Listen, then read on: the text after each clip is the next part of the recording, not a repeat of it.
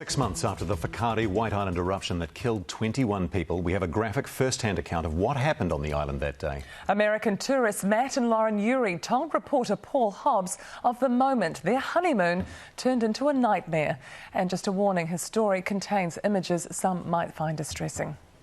After a really rough boat trip, Lauren and Matt Urey celebrated landing on Whakaari White Island with this photo. They could never have imagined, within an hour, they'd fear they would die.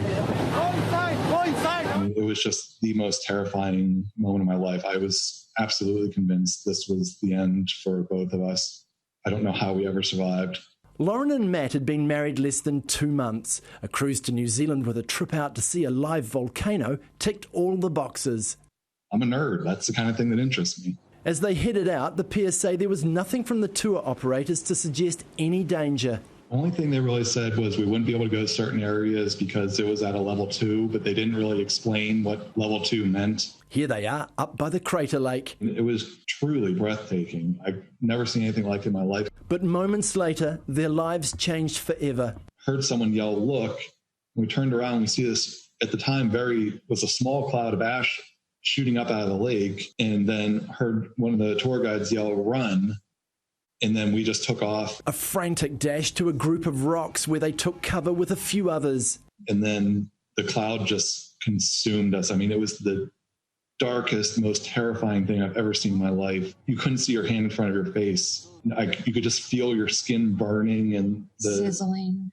You could feel rocks pelting down on your hard hat and all over us. It all unfolded in frightening silence. It was completely silent. It was freaky. I would have assumed it would be a loud explosion, but I never heard a sound. And I just held his hand and I just told him, "I love you, I love you." Like he said, I just thought it was only seconds until I would die. Matt reckons it lasted about a couple of minutes. It felt like an absolute eternity. Then reality struck. And there was panic out there. You could start hearing people yelling for help. His face was covered in ash. I mean, I wouldn't have known it was him, except he's so tall. And I knew I was in bad shape. And I knew Lauren was in bad shape because she was struggling even to walk. Down at the jetty, they clambered onto an inflatable belonging to another White Island tour boat carrying an earlier group. It did a U-turn to help in the rescue. And skin was just peeling off of me. If I grabbed something, my hand just slid off because the skin was just peeling off. Lauren went into shock. I kept going in and out of consciousness.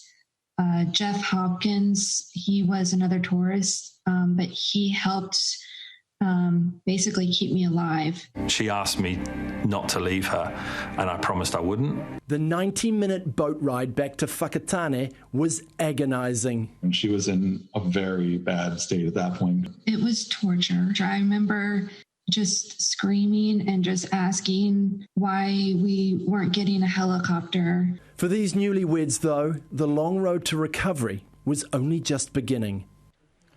And Paul is with us now, and you have more on this courageous couple's story tomorrow.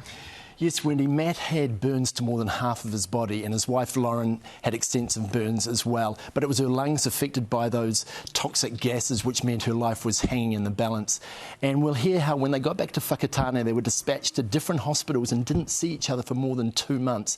And Lauren will talk of her fears, her real fears for the future of her marriage. And I guess most importantly, we'll hear whether they believe anyone should be held to account for this tragedy. Paul Hobbs, thank you.